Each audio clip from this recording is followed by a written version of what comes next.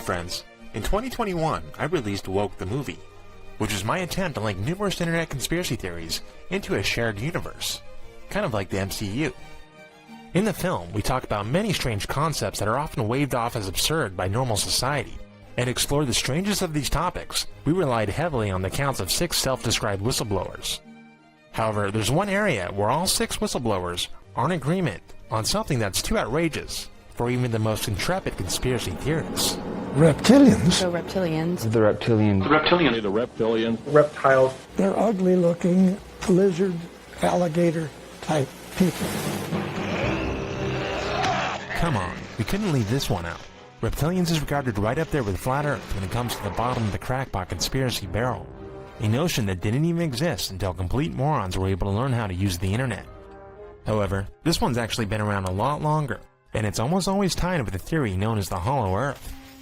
And while some have taken this literally, a more common and realistic interpretation is that Earth's crust is composed of large open areas, able to support civilizations that can adapt to a life underground.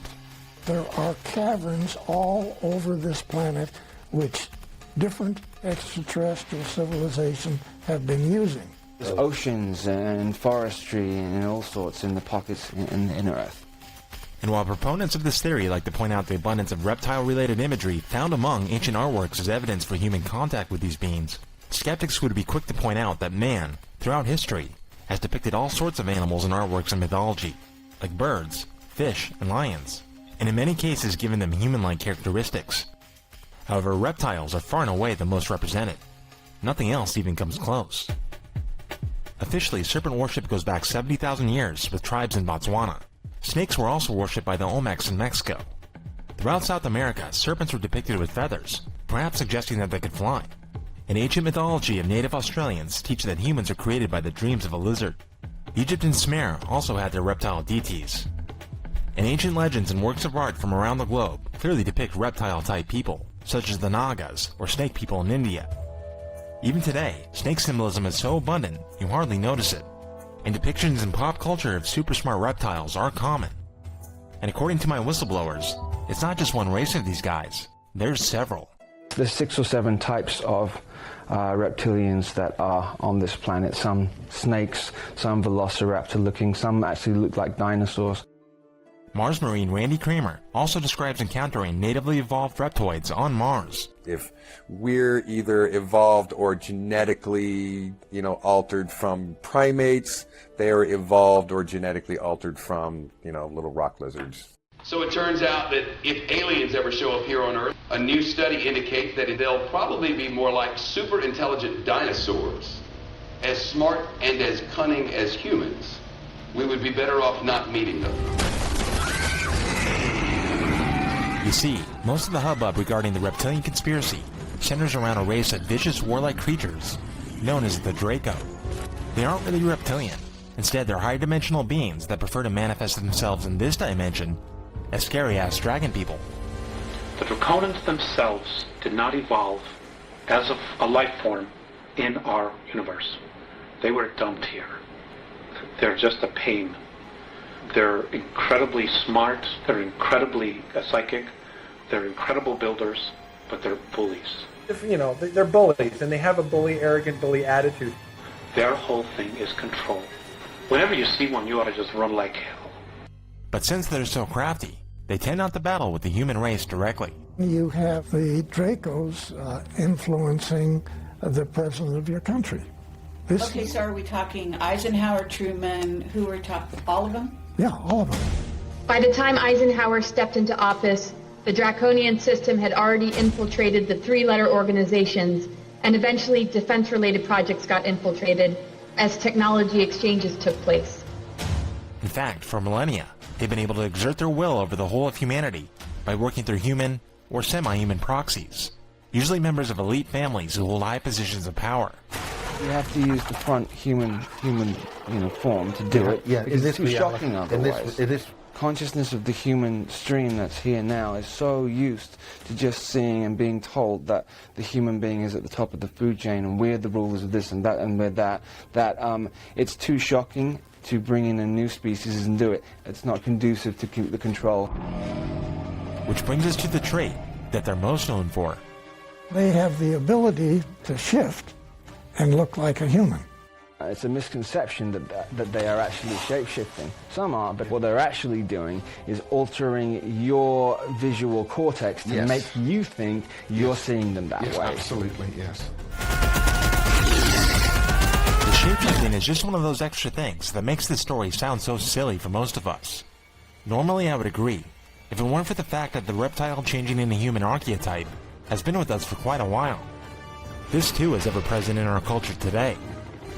Has anyone asked why? Why shape-shifting reptiles are everywhere? Even children's shows, like the Dino Squad, which feature shape-shifting teenagers fighting crime. Is it all just a big coincidence? Or are insiders purposely leaking this stuff into the culture? Do they know who's really calling the shots? The enemy isn't human at all, but it's pushing all our buttons so that we're so busy looking at each other and so neurotic about each other that we're not looking at the real reality here, the real cause, which is another race or races that are here who are totally playing games with us, feeding off our energy and hoping that we destroy ourselves so that they can keep the planet for themselves. These beings are foreign. They're from another universe, and so for them to be able to be here, they kind of utilize us as a food source and We say exist. they're utilizing us as a food source. Is that as an energetic food source or as a physical? Are they eating Both. humans? They're carnivorous. Are you saying carnivorous, they eat humans? Yes. They won't eat a dead human. It has to be alive at the time of the killing. Their preference is children. 100,000 children, totally unaccountable through FBI archives, cannot be traced anywhere. You know, Westchester County, in the last 5 years, 3,000 children in Westchester County, New York, have vanished without a trace. Where are they going? Nobody's ever seen them. I think they're hauled underneath in some of these bases and they are summarily done away with, and they are literally eaten. These children were food. And I'm supposed to just shut up and not say anything about it because people don't want to hear it? That's tough. That's tough. And yet, this idea is also backed up by thousands of years of artistic depictions of reptiles consuming people.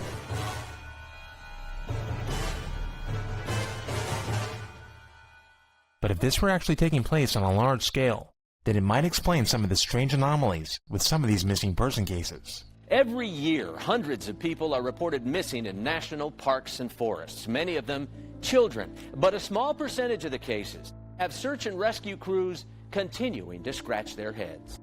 The year 1997 set a record for missing persons in the United States, with a staggering number of almost 1 million reported missing, just in that year alone. Now, I'm not saying that all of them wound up as lizard food, but clusters of missing person cases, especially near national parks, are quite bizarre. Former police chief David Politis now spends his life trying to get to the bottom of these strange disappearances. So if there's mental illness, we probably won't touch it. If it's a voluntary disappearance, we won't touch it. If there's evidence of animal or human predation, we won't touch it. And they're either going to find you there or they're going to find pieces of you there, and they're going to find drag marks there. And then the canines that are brought in are going to be able to track your scent exactly to where the body is. In Politis' documentary, Missing 411, presents many strange anomalies associated with these cases. In a lot of these cases, search and rescue, or the volunteers searching people, have already gone over certain areas, not once, not twice, but even dozens of times. And then the child is found there, maybe a year, maybe a few years later. There's some cases where little kids are alleged to have walked up to 20 miles overnight or climbed phenomenal heights, 3,000 and 4,000 feet. Those are facts, and it's highly, highly hard to believe. There are groups within the higher echelon that are actually helping them. That's part of the deal. They won't come up as long as we feed them down there. You understand? It's about human beings selling themselves out. But is there any evidence of this? Anything to suggest that it's more than just an imaginative horror story? Well, perhaps the next time you're in Oslo, Norway, you should take a stroll through the peaceful Frogner Park. You'll probably notice a statue garden, all designed by famed Swedish sculptor Gustav Winglet, who is best known for designing the Nobel Peace Prize. And perhaps you might notice something unsettling about these statues.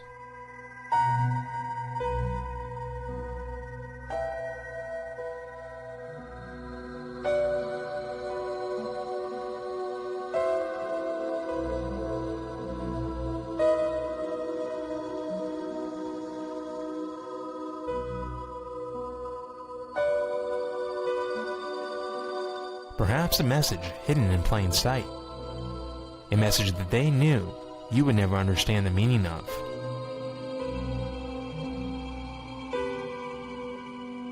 This is where the battle is, between light and dark. You've got the Greys over us, you've got the Reptilians underneath us, and between us you've got humanity, sandwiched in the middle, wondering what the hell is going on here. Sounds pretty crazy, huh? Well, I bet you have no idea how deep this goes. Please subscribe if you wish to continue this journey, or better yet, watch Woke the Movie, out now. Thanks for watching.